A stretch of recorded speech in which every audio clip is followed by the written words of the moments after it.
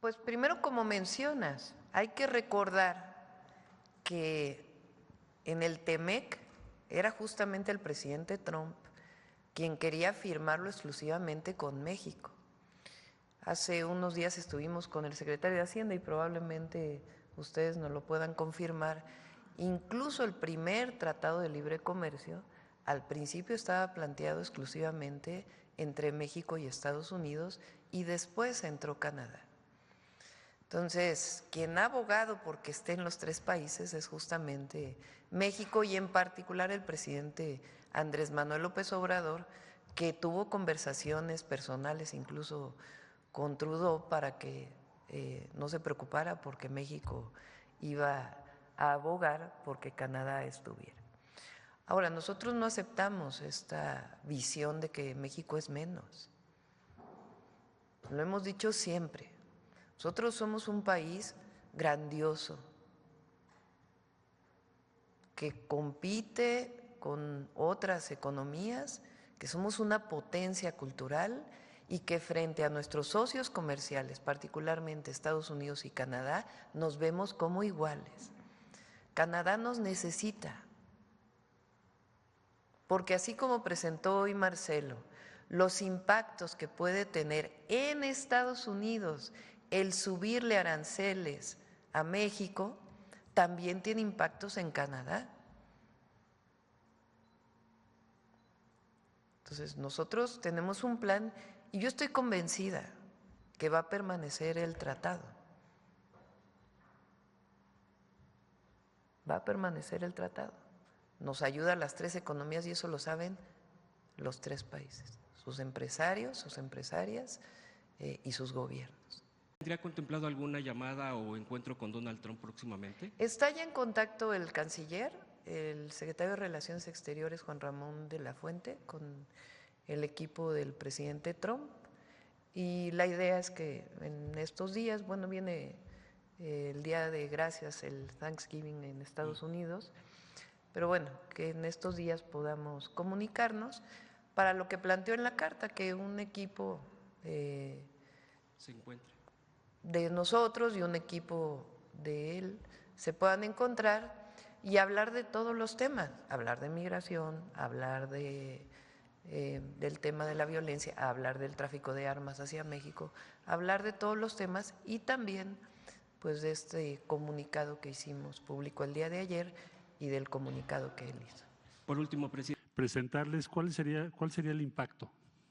La siguiente, por favor. En Estados Unidos. Bueno, primero recordar el precedente. Por supuesto que hay un precedente remoto, que es la política que se siguió en los años 30, a partir de 1930, y que provocó en aquella época muchas dificultades porque se inició una guerra comercial que a la postre redujo el comercio y provocó muchos problemas. Estoy hablando de los años 30. Pero el más reciente, relativamente, fue en 1971, con el presidente Richard Nixon. Él anunció un arancel de 10% a las importaciones de todos los países prácticamente. Fue un arancel general para negociar modificaciones a las políticas cambiarias de sus socios comerciales. O sea, fue un objetivo transaccional. Pongo 10% porque quiero que mis socios hagan modificación en su política cambiaria. Estas medidas generaron ¿qué cosa? Primero, incremento en los precios de los productos importados inmediatamente y una reducción en el poder adquisitivo de los consumidores estadounidenses. Entonces no lo pudieron mantener mucho tiempo por esa razón y duró más o menos 4 meses. Es decir, fue temporal y sí tuvo costos importantes para el consumidor norteamericano. Hay que estimar que ahora los efectos serían mucho mayores, porque en 1971, no solo porque allí era 10% y ahora se habla de 25%, sino porque en 1971 Estados Unidos solamente importaba 3.4% de su Producto Interno Bruto y hoy importa 12.7%, casi 13%, o sea, 4 veces más grande. Entonces, en aquella ocasión fue 10, ahora será 25%.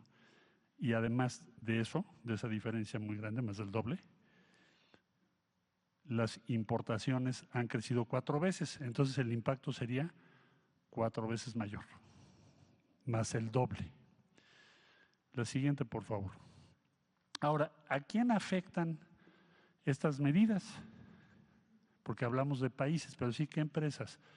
México y Estados Unidos han construido, Canadá también países europeos, también Japón, Corea del Sur, otros aliados, han construido uno de los conglomerados industriales y tecnológicos con millones de empleos bien pagados, más importante del mundo.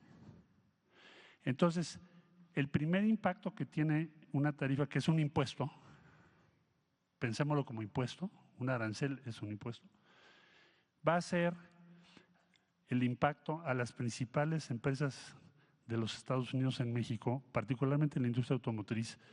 ¿Por qué? General Motors, Stellantis, Ford, bueno, aquí está la asociación, está la American Chamber. ¿Por qué razón? Porque son las 3 empresas establecidas en México.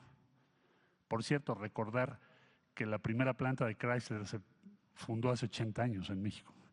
O Ford Motor Company pues, llegó al fin casi hace un siglo. Entonces estamos hablando de empresas que forman parte y son comunes, ayer decía la presidenta, son empresas comunes en función de esa integración, esa antigüedad y que producen un número impresionante de vehículos y son competitivos con todo el mundo. Bueno, entonces ese impuesto, imagínense 25%, la primera afectación son esas empresas que son las que más exportan. Entonces cuando dice el presidente Trump, voy a ponerle a México 25% porque exporta demasiado a Estados Unidos, lo que está diciendo es, dear fellows, we are going to impose, vamos a ponerles un impuesto a las empresas norteamericanas más importantes del mundo, de 25% porque producen en México y exportan a Estados Unidos. Y si hubiese por parte de Canadá y de México que poner otros impuestos similares, que es lo que esperan muchos comentaristas, Financial Times, Wall Street Journal, en fin, porque es lo que ha pasado siempre, también se afectaría a estas 3 empresas. ¿Por qué?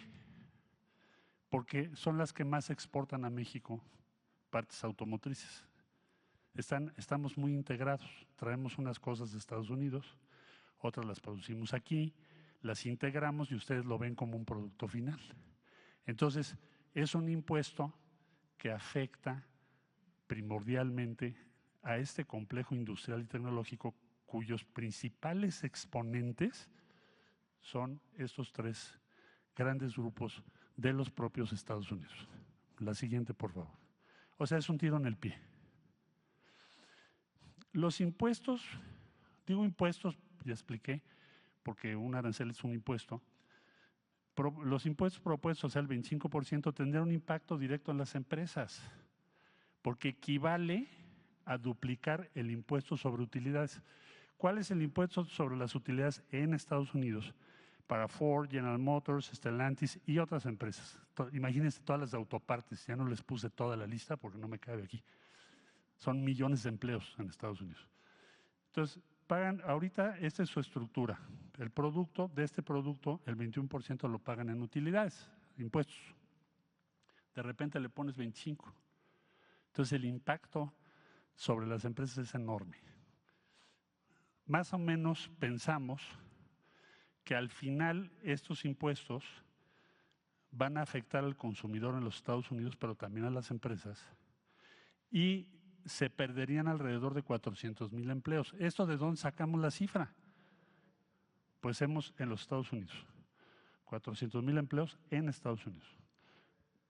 Se perderían esos empleos, y esto lo consulté con las diferentes empresas que tuve oportunidad de poder conversar entre el anuncio y el día de hoy, esta mañana, porque es lo que nos pidió la presidenta. Entonces, la estimación la hace la Secretaría de Economía con la consulta a la industria automotriz y de autopartes y todos los empleos generados. Esto es Estados Unidos.